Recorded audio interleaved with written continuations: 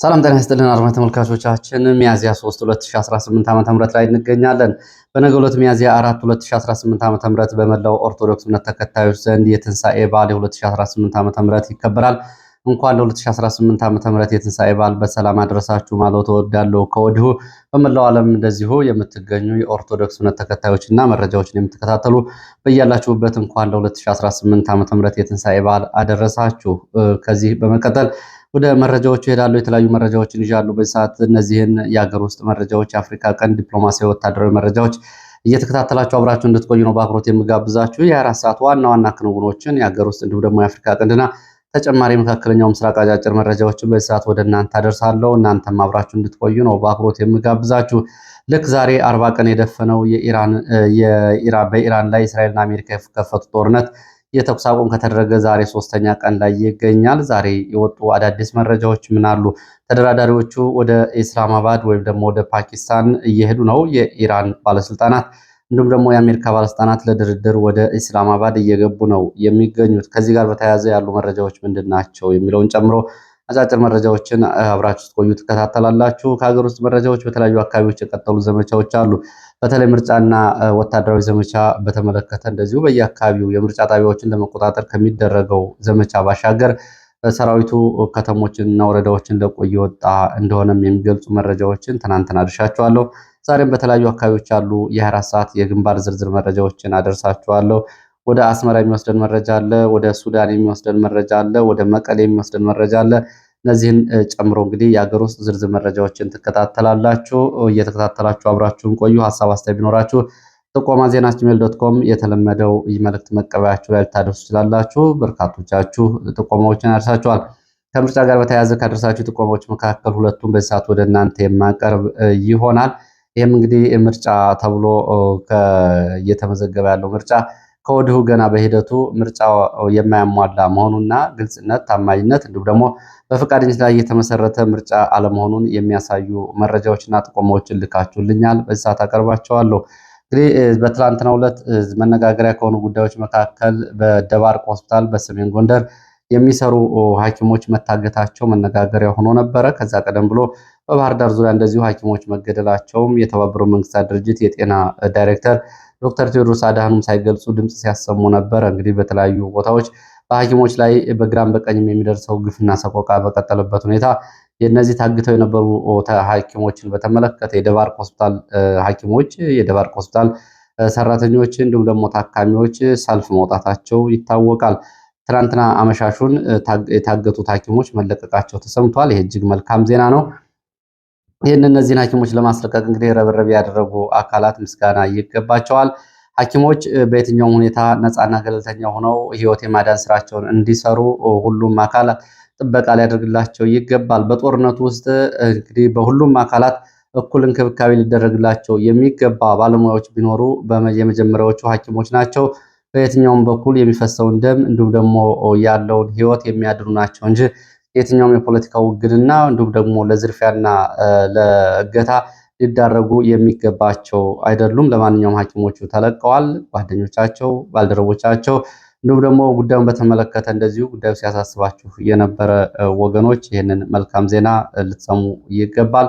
ሌሎች ቦታዎችም እንግዲህ በሐኪሞች ላይ የሚፈጸሙ ግፍና ሰቆቃዎች ሊቆሙ ይገባል። የታሰሩ ሐኪሞች አሉ፣ እነሱም ሊፈቱ ይገባል። ሐኪሞች የሙያቸው ፖለቲካዊ አይደለም። ከአሁን በፊት በባህር ዳር ከተማ አንድ በ3 ሐኪሞች ላይ ፍርድ ቤት የቀረበ ክስ ታስታውሳላችሁ። እንግዲህ ከሙያቸው ጋር በተያያዘ በማከማቸው ምክንያት እንደዚሁ ታስረው ነበር። ጉዳዩ መነጋገሪያ ከሆነ በኋላ ሐኪሞቹ ተፈተዋል።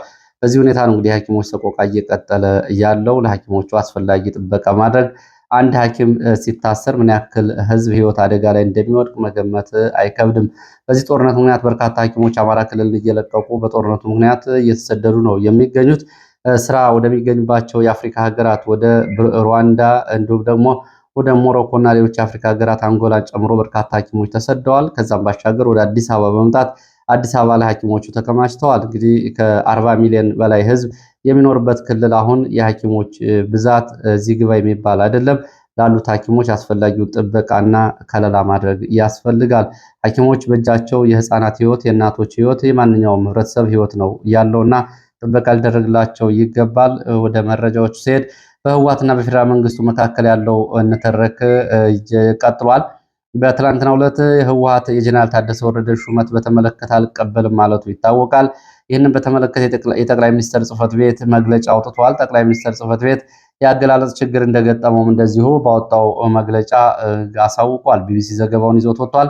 ጊዜያዊ አስተዳደር ሹመት በፕሪቶሪያው ስምምነት መሰረት ነው የተሰጠው። ከፕሪቶሪያው ስምምነት በፊት የነበረው እነ ዶክተር ሙሉ ነጋ የተሾሙበት ደንብ በፕሪቶሪያው የሰላም ስምምነት እንደተሻረ ይታወቃል ብሏል የጠቅላይ ሚኒስትር ጽህፈት ቤት።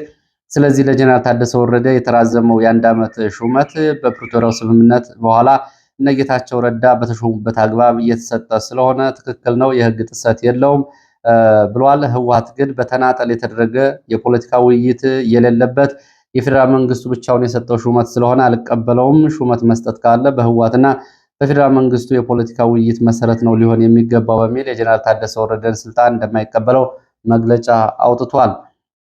ይህንን ተከትሎ የፕሪቶሪያው ስምምነት የጣሰ ስለሆነ አልቀበለውም ያለው ህወሓት የቀድሞው አስተዳደር ይመለስ እያለ የቀድሞውን አስተዳደር እየመለሰ ይገኛል። ፕሪቶሪያ ስምምነት ፈርሷል ብሏል ህወሓት። በፕሪቶሪያው ስምምነት መሰረት የሚቀጥሉ እና የሚመጡ አመራሮች ከአዲስ አበባ የሚሾሙ ተወካዮች ሊኖሩ አይገባም፣ ጊዜው አብቅቷል ብሏል። በዚህ መሰረት እንግዲህ የህወሓት የቀድሞ አስተዳደር እየተባለው እነ ደብረጽዮን ወደ ስልጣን እየተመለሱ መሆኑ ሲገለጽ በጀነራል ታደሰ ወረደን የስትራቴጂክ አመራር የሚባለው ራሱን ጨምሮ 9 ኮሚቴዎች የተዋቀሩበት ኮሚቴ ጀነራል ታደሰ ወረደ ገምግሟል፣ እንዲሁም ደግሞ አስጠንቅቋል ነው የተባለው። ጀነራል ታደሰ ወረደ ወደ አዲስ አበባ ሂደህ ሪፖርት ያቀረብከውና ወደ አዲስ አበባ ሂደህ ስልጣን አራዝሙልኝ ብለህ ስልጣን ተቀብለህ የመጣህበት መንገድ ስህተት ነው፣ ይቅርታ ልትጠይቅ ይገባል በሚል ጀነራል ታደሰ ወረደ ጫና ውስጥ እንዲገቡ እያደረጋቸው ነው ተብሏል። ይሄ ቡድን እንግዲህ 8 ሌሎች አባላትና እሱ 9ኛ ያለበት የትግራይ ስትራቴጂክ አመራር ተብሎ የተቋቋመው ቡድን ነው ጀነራል ታደሰ ወረደን እንደዚህ እያዋከበው የሚገኘው። ለሚዲያም በአደባባይ ይቅርታ መጠየቅ አለበት ነው እየተባለ ያለው። ይቅርታ ይጠይቅ፣ ለህዝብ ማብራሪያ መስጠት አለበት። ወደ አዲስ አበባ ሄጄ የተቀበልኩት ስልጣን ትክክል አይደለም፣ ጥፋተኝነቴን እቀበላለሁ፣ በአደባባይ ይቅርታ ጠይቃለሁ የሚል መግለጫ መስጠት አለብህ በሚል ጀነራል ታደሰ ወረደ ላይ የህወሓት የስትራቴጂክ አመራር የሚባለው ጫና እያደረገ እንደሆነ ነው ለማወቅ የተቻለው። እንግዲህ ጀነራል ታደሰ ወረደ ወደ ሚዲያ ወጥቶ ይህንን የተቀበልኩት ስልጣን ስህተት ነው፣ አዲስ አበባ ሄጄ ያቀረብኩት ሪፖርቱም ስህተት ነው የሚል ማብራሪያ ካልሰጠ ምን ሊጠብቀው እንደሚችል አይታወቅም። የህወሓት ግን ይህንን ግፊት እያደረገ መሆኑ ነው የተገለጸው። እንደዚሁ ከህወሓት ጋር በተያያዘ ሌላ መረጃ አርሚ 44 እና አርሚ 24 ከሚባሉት የህወሓት የታጣቂ አደረጃጀቶች ውስጥ ባለፉት 5 ቀናት በርካታ ታጣቂዎች ከግዳጅና ከስምሪት ቀጠናቸው ወጥተው ጠፍተዋል ተብሏል።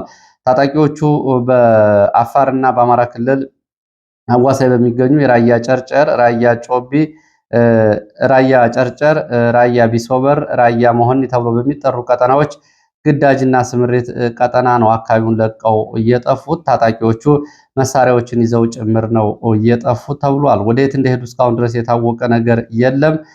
ባለፉት 5 ቀናት በትንሹ 57 ታጣቂዎች ከግዳጅና ስምሪት ቀጠናቸው በመውጣት ወደ አልታወቁ ስፍራዎች ሂደዋል ነው የተባለው። እንግዲህ ታጣቂዎቹ በአፋር የሚገኘውን የሐራ መሬት ታጣቂ ይቀላቀሉ ወይስ ደግሞ ወደ አዲስ አበባ እንደወትሮ መሳሪያ ሽጠው ይጥፉ የታወቀ ነገር የለም። በ5 ቀናት ግን 57 ታጣቂዎች በትንሹ ጠፍተዋል ተብሏል። በትግራይ ተጨማሪ መረጃ በትግራይ በአክሱም ከተማ በሙስሊም ማህበረሰብ መኖሪያ ቤቶች፣ የንግድ ተቋማት፣ የአምልኮ ስፍራዎች ላይ እንደዚሁ ፍተሻና ብርበራ ተደርጓል። የህወሓት ታጣቂዎች የቤት ለቤት ፍተሻ ያደረጉት በታጣቂዎቹ ባደረጉበት ወቅት በታጣቂዎቹ ንብረት ተወስዷል፣ ንብረቱ ወድሟል ተብሏል። ሚያዝያ 2 2018 ዓ.ም በአክሱም ከተማ በሚኖሩ የሙስሊም ነጋዴዎችና የንግድ መደብሮች እንዲሁም ደግሞ የአምልኮ ስፍራዎች ላይ የተለያዩ ፍተሻና ብርበራ መደረጋቸው ታውቋል። ይሄ በአምልኮ ስፍራዎችና ቦታዎች የተደረገው ብርበራ እና ፍተሻ መነሻ ምክንያቱ ምን እንደሆነ አልታወቀም። በአክሱም ከተማ እንደሚታወቀው እንግዲህ ከሙስሊሞች የአምልኮ ቦታ ግንባታ ጋር በተያያዘ በከፍተኛ ውጥረት ነው ያለው። ላለፉት ብዙ ሺህ ዓመታት በዚህ ቦታ ላይ ያለው ውዝግብ ባለበት ሁኔታ አሁን በእነሱ ላይ የተለየ ፍተሻና ብርበራ ተደርጓል የሚለው መነሻ ምክንያቱ አልታወቀም። ከአሁን በፊትም በትምህርት ቤቶች ላይ እንደዚሁ ከሙስሊም ተማሪዎች አለባበስ ስርዓት ጋር በተያያዘ እንደዚሁ የፍርድ ቤት ክርክሮች ተደርገው በመጅሊስና በትምህርት ቢሮ መካከል እስከ ጠቅላይ ፍርድ ቤት ድረስ የደረሱ ክርክሮች መደረጋቸው ይታወቃል። ሌላው የምርጫ መረጃዎች ነው። የምርጫ መረጃዎች ወደ ሀገር ውስጥ የምርጫ መረጃዎች ከመሄድ በፊት በትላንትናው ዕለት በጅቡቲ ምርጫ ተደርጓል። የጅቡቲ ምርጫ እንግዲህ በዚህ ምርጫ ያው ምርጫ ሊባል አይችልም። የኡመር ጊሌ ማሸነፋቸው ነው የታወቀው። ያው እንግዲህ ህግ አሻሽለው አሁንም ከተጨማሪ እድሜ ጨምረው ቀጥለዋል።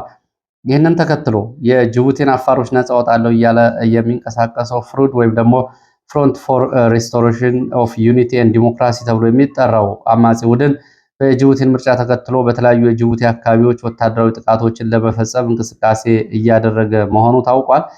በአፋር አካባቢ ያሉ የመረጃ ምንጮች እንደጠቆሙት ሚያዝያ 2 2018 ዓ.ም እስማኤል ኡመር ጊሌ ያደረጉትን የይስሙላ ምርጫ ተከትሎ ታዲያ ጁራህ ተብሎ በሚጠራው ቀጠና ወታደራዊ ጥቃት ለመፈጸም ዝግጅት እያደረገ እንደሆነ ታውቋል። ፍሩድ ተብሎ የሚጠራው ታጣቂ ኃይል የይስሙላ ምርጫውን በተመለከተ የአጸፋዊ ምላሽ ወስዳለሁ ያለው ቡድኑ በጅቡቲ 70% የሚሆነውን አፋር በመወከል ነው እየታገልኩ ያለሁት ብሏል። 30 በመቶ የሚሆኑት ኢሳ ጎሳዎች ላለፉት በርካታ ዓመታት ስልጣን ይዘው በጅቡቲ ውስጥ አፋሮች እየተጨቆኑ ነው በሚል ነው እንግዲህ ፍሩድ እንቅስቃሴ ያደረገው። ይሄ የአፋር የእኩልነትና የዲሞክራሲ ንቅናቄ የሚባለው ታጣቂ ኃይል በኢትዮጵያ ውስጥም እንደዚሁ ይንቀሳቀሳል በሚል ባለፈው በአፋር በተፈጸመ የጅቡቲ የአየርና የድሮን ጥቃቶች በርካታ ሰዎች መገደላቸው ይታወቃል።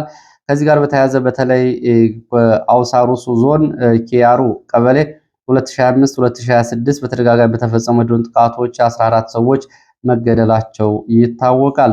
በተመሳሳይ እንደዚሁ የጅቡቲ አየር ኃይል በኢትዮጵያና ኤርትራ ጅቡቲ የሶስትዮሽ ድንበር ተብሎ የሚጠራው አካባቢ ደሂክሊ ተብሎ በሚጠራ የጅቡቲ ቀጠና እንደዚሁ የድሮን ጥቃት ከቀናት በፊት መፈጸሙ ይታወቃል። ይሄ በሆነበት ሁኔታ እንግዲህ የምርጫውን ውጤት ዓለም እንዳይቀበለው ወታደራዊ እንቅስቃሴ የተደረገ መሆኑን ለማሳየት በሚል የፍሩድ ተብሎ የሚጠራው ታጣቂ ኃይል ጥቃቶችን ለመፈጸም በተለይ በሰሜን ጅቡቲ ታጁራ ተብሎ በሚጠራው አካባቢ እንቅስቃሴ እያደረገ መሆኑን የመረጃ ምንጮች ገልጸዋል። ታዶ ጁራ ተብሎ በሚጠራ ቦታ ነው እንቅስቃሴ እያደረገ እንደሆነ እየታወቀው።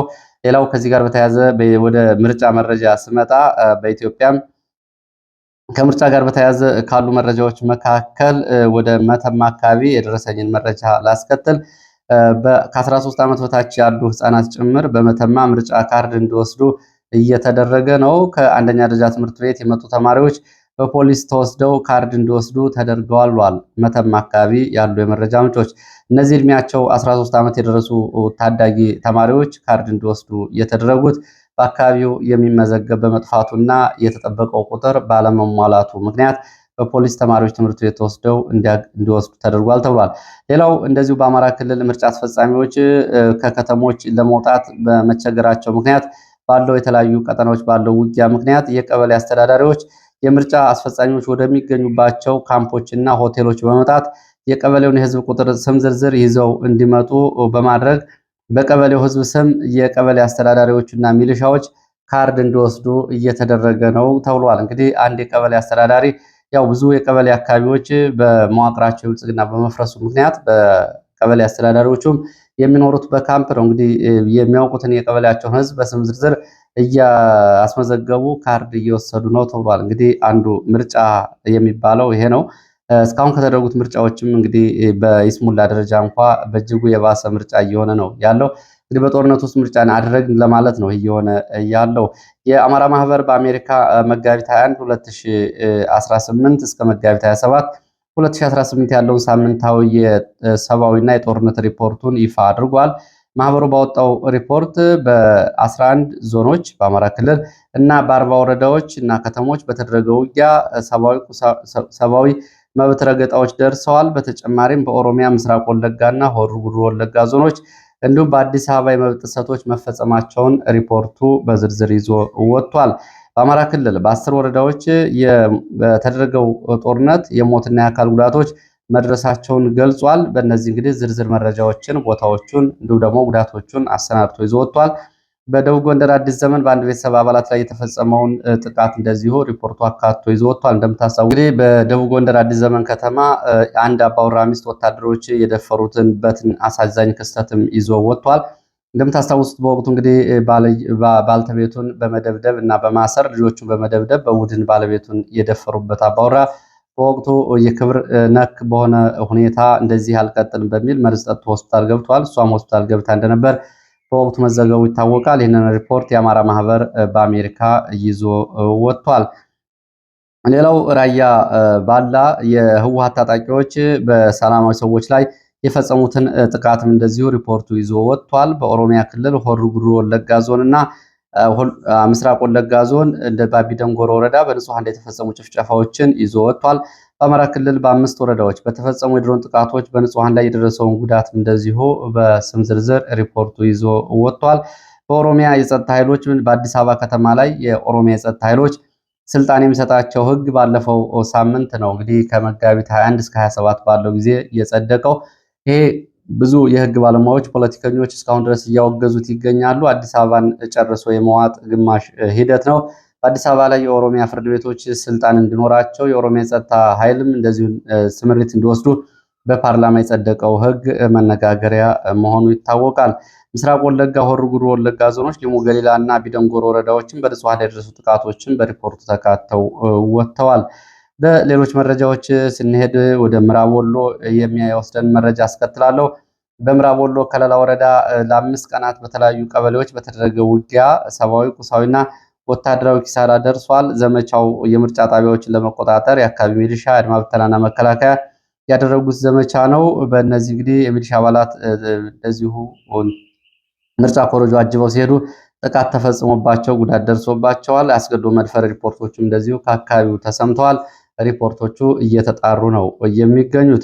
ወደ ሱዳን ስንሄድ ጉዳዩ በእርግጥ የኢትዮጵያ ነው። የሱዳን ብሉ ናይል ግዛት ዋና ከተማ ወደሆነችው ከተማ የህወሓት ወታደራዊ አዛዦች ተንቀሳቅሰዋል ተብሏል። ዳማዚን ተብሎ ወደሚጠራው የብሉ ናይል ግዛት ከተማ የተንቀሳቀሱት የህወሓት ወታደራዊ አዛዦች በዚህ ቀጠና የአልቡርሃን ጦር መልሶ ኩምሩክን ለመቆጣጠር ለሚያደርገው ዘመቻ በአካባቢው መልካም ምድርና ከኢትዮጵያ አቅጣጫ ላሉት አጠቃላይ እንቅስቃሴዎች መረጃና ወታደራዊ የማማከር አገልግሎት ለመስጠት እንደሆነ ነው የታወቀው። እንግዲህ ባለፈውም ከአልቡርሃን ጎን በመሆን የህወሓት ታጣቂዎች በተደጋጋሚ መዋጋታቸው ይታወቃል። ወደ ሌሎች መረጃዎች ስቀጥል ወደ መካከለኛው ምስራቅ አጫጭር መረጃዎች ሄድና ወደ ግንባር መረጃዎች መለሳለሁ።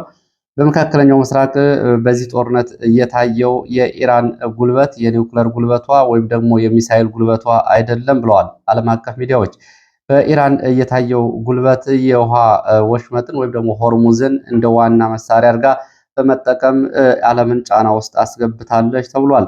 ኢራን የተደራዳሪ ቡድን በኢራን የፓርላማ አፈ ጉባኤ መሐመድ ባጋር እየተመራ ፓኪስታን ኢስላማባድ ገብቷል ለድርድር። የአሜሪካም እንደዚሁ ልዑካን ወደ ፓኪስታን ኢስላማባድ መግባቱ ነው የታወቀው።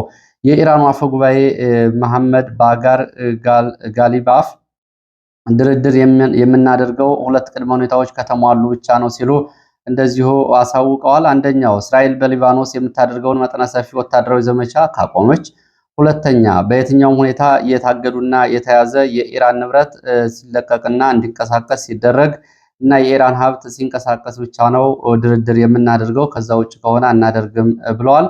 ሌላው ዶናልድ ትራምፕ ኢራንን በሆርሙዝ ወሽመጥ ላይ ገንዘብ ለመክፈል መርከቦችን ያወጣቸውን ሕግ አንቀበለውም፣ ይህንንም አንፈቅድላትም ብለዋል። ኢራን ግን ሕጉን አርቅቃ ለፓርላማ ልታቀርበው እንደሆነ መረጃዎች ገልጸዋል። ዶናልድ ትራምፕ እንደዚሁ ኢራን ወታደራዊና ዲፕሎማሲያዊ አቅሞቿ አልቀዋል፣ መሪዎቿ እንደዚሁ አልቀዋል፣ አመራሯም ተበትኗል። አሁን በህይወት ያሉት የኢራን መሪዎች ለድርድር ብቻ ብለን የታውናቸው ናቸው ሲሉ ትራምፕ አነጋጋሪ ንግግር ተናግረዋል። ለድርድር ያስቀረናቸው የኢራን መሪዎች በዓለም አቀፍ የውሃ መስመሮች እያስፈራሩ የሚያደርጉት ድርድር ደግሞ ተቀባይነት የሌለውና ቀጣይ መፍትሄውም የሚበጅለት ጉዳይ ነው ብለዋል። እንግዲህ ያሉትንም እንገድላቸዋለን የሚል አይነት ማስፈራሪያ ነው እየተናገሩ ያሉት። እስራኤል ሊባኖስ ቤሩት ውስጥ የኢራን አብዮታዊ ዘብ ዋና መሪዎችን መግደሏን አስታውቃለች። እንግዲህ በሂዝቦላ ላይ እየተደረገ ባለው ዘመቻ የአብዮታዊ ዘብ ወታደራዊ መሪዎችም በዚህ ግንባር ተገኝተው ተገድለዋል ነው ያለችው። ከአጠቃላይ እንግዲህ ሰሞኑን ከነበረው ሁኔታ አንጻር መርከቦች እያለፉ ነው። በዓለም አቀፍ የውሃ መስመሮች በተለይ የሆርሙዝ ሰርጥን በተመለከተ አሁን የዓለም ትኩረት ሆኗል። መርከቦች አልፈዋል። ትናንትና የሩሲያ መርከቦች ቀድመው አልፈዋል። ሌሎችም እየተከተሉ እንደሆነ ነው መረጃዎች ያሳዩት። ወደ ግንባር መረጃዎች መለሳለሁ። ወደ ላስታ ቀጠና የሚወስድን መረጃን የማስከትለው በላስታ ቀጠና ኩልመስክ ወደ ጎፍ ተራራ፣ ጣፈላማይ፣ ወይንየ ቀጠናዎች አራተኛ ቀኑን የያዘ ዘመቻ መቀጠሉን የመረጃ ምንጮች ገልጸዋል። በሶስት ዙር ወደ ጉባላ ተራራ ለመግባት በተደጋጋሚ የሞከረው መከላከያና በነበረው ውጊያ ተመቶ የተመለሰው መከላከያ በከባድና በቡድን መሳሪያዎች በመታገዝ ወደ ግዳን፣ ይባር፣ እንፋጃት፣ መለዮ ተብለው ወደሚጠሩ አካባቢ ዘመቻውን ቀጥሏል። ትላንትና በነበሩ ዘመቻዎች ሻምበል አዛዥን ጨምሮ ጉዳቶችን ያስተናገደው መከላከያ ዛሬ ደግሞ በነ ሻምበል ጫላ እየተመራ አዲስ ዘመቻ ከጠዋት ጀምረዋል ነው የተባለው። ሻምበል ጫላ ኩልመስክ እና ሙጃ ከተማ የሚኖሩ ነጋዴዎችን እያስገደደ ገንዘብ እየተቀበለ ነው። ገንዘብ የማይከፍሉ ነጋዴዎችን የፋኖ ደጋፊ ናችሁ በማለት ያስራል፣ ያሰቃያል፣ ገንዘብ ይቀበላል ነው የተባለው። በስም ዝርዝር ገንዘብ ከፍለናል ያሉ ሰዎች ለደህንነታቸው ሲባል እንደዚህ ስማቸው እንዳይገለጥ የፈለጉ የሙጃ እና የግዳን የኩልመስክ ነዋሪዎች ሻምበል ጫላ ከፍተኛ ገንዘብ ጠይቆን ከፍለናል ሲሉ ይህንን ተናግረዋል። ማጣራት የሚፈልግ አካል በዚህ መሰረት ሊያጣራ ይችላል። በሌላ ቀጠና እንደዚሁ በላስታ ቀጠና በሶስት አቅጣጫ ከተንቀሳቀሰ መከላከያ አድማ ብተና ጋር በተደረገው ውጊያ የፋኖ ያጸፋ ምላሽ መስጠቱ ነው የታወቀው። ወደ ፋኖ ቀጠና በማውሬ፣ በአጤ ሀድድ፣ አገውዬ፣ ሰቀላ ተብሎ በሚጠሩ በሶስት ግንባሮች በሌሊት ከተንቀሳቀሰ ኃይል ጋር በተደረገው ውጊያ ሰብአዊ፣ ቁሳዊና ወታደራዊ ኪሳራ ደርሷል። እንደ ፋኖ መረጃ ከሆነ በትንሹ 50 የመከላከያ አድማ ብተናና የሚሊሻ አባላት ሙትና ቁስለኛ ሆነዋል። የተሳካ የአጸፋ ምላሽ በመስጠት ጉዳት አድርሷል። ፋኖም በሶስት ግንባር የነበረውን ከበባ ሰብሮ መውጣቱን የፋኖ መረጃዎች ገልጸዋል።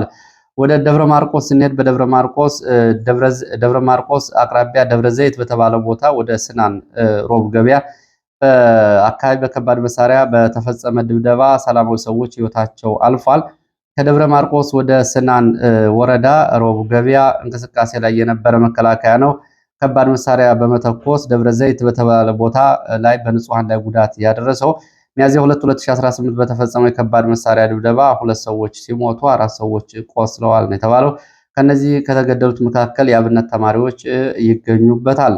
ሌላ ዲፕሎማሲያዊ መረጃ ወደ ኤርትራ የሚወስደን ዲፕሎማሲያዊ መረጃ ነው። የቻይና የምስራቅ አፍሪካ ልዩ መልእክተኛ በአስመራ ከፕሬዚዳንት ኢሳያስ አፈወርቂ ጋር መነጋገራቸው ታውቋል። በምን ጉዳዮች እንደተነጋገሩ የታወቀ ነገር የለም። በተመሳሳይ እንደዚሁ በመካከለኛው ምስራቅ ጉዳይና ከኢትዮጵያ እንዲሁም ደግሞ የባህር በር ጥያቄዎች ጋር በተያያዘ መነጋገሪያ እና እንዲሁም ደግሞ ይህንን ጉዳይ በዋናነት ከያዙት ሀገራት መካከል ሳውዲ አረቢያ የሳውዲ አረቢያ አምባሳደር ከኢሳያስ አፈወርቂ ጋር ባደረጉት ውይይት በቀጠና ጉዳዮች ላይ መነጋገራቸው ይታወቃል። ሳውዲ አረቢያ ኢትዮጵያና ኤርትራን ፊት ለፊት ለማነጋገር እንደዚህ ተደጋጋሚ ጥረቶች እያደረገች መሆኑም ይታወቃል። የሳውዲ አረቢያ እንግዲህ ከኢራን ጋር ጦርነት ውስጥ በገባችበት በዚህ ሰዓት ከኤርትራ ጋር ያደረገችው ውይይት ቀጠናዊ የኃይል አስተላለፍ ላይ የራሱ ተጽዕኖ ይኖረዋል ነው የተባለው። እንግዲህ በተደጋጋሚ እንደሚገለጸው ሳውዲ አረቢያ ኢራን ላይ ባለው ዘመቻ ከእስራኤልና ከአሜሪካ ጎን ተሰልፋ ነው የምትገኘው። ከዚህ አንጻር የኢራን አብዮታዊ ዘብ ደግሞ ከኤርትራ መሪዎች ከሱዳን መሪዎች ጋር ያለው በሚባለው ግንኙነት በዚህ ቀጠና ተመሳሳይ አቋም የነበራት ሳውዲ አረቢያ አሁን ባለው ጦርነት ከነ ኤርትራ ጋር ስትነጋገር ተመሳሳይ ቀጠናዊ ጉዳዮች እንግዲህ ለውይይት መቅረባቸው አይቀርም የሚል ነው የዲፕሎማቲክ የመረጃ ምንጮች እዚህ ላይ ያላቸው አንድምታ። ለማንኛውም እንግዲህ ሁለቱ የሳውዲ አረቢያ እና የቻይና መሪዎች ከኢሳያስ አፈወርቂ ጋር በተከታታይ ተነጋግረዋል። ሳውዲ አረቢያ ኢትዮጵያና ኤርትራን እንደዚሁ ለማነጋገር ጥረት እያደረገች መሆኗ ይታወቃል። በትላንትናው የአስመራው ውይይት የሳውዲ አረቢያው አምባሳደር ይህንን ጉዳይ አንስተውታል ወይስ አላነሱትም የሚለው ጉዳይ ግን ለማረጋገጥ አልተቻለም። ከኢትዮጵያም ከሳውዲ አረቢያም ሆነ ከኤርትራ ባለስልጣናት በኩል በጉዳዩ ላይ እስካሁን ድረስ የተሰጠ ምላሽ የለም። ለሰዓት የነበሩ መረጃዎች እነዚህ ናቸው። ስለተከታተላችሁ በእጅጉ አመሰግናለሁ። በሌላ ተመሳሳይ መርሃ ግብር እንገናኛለን።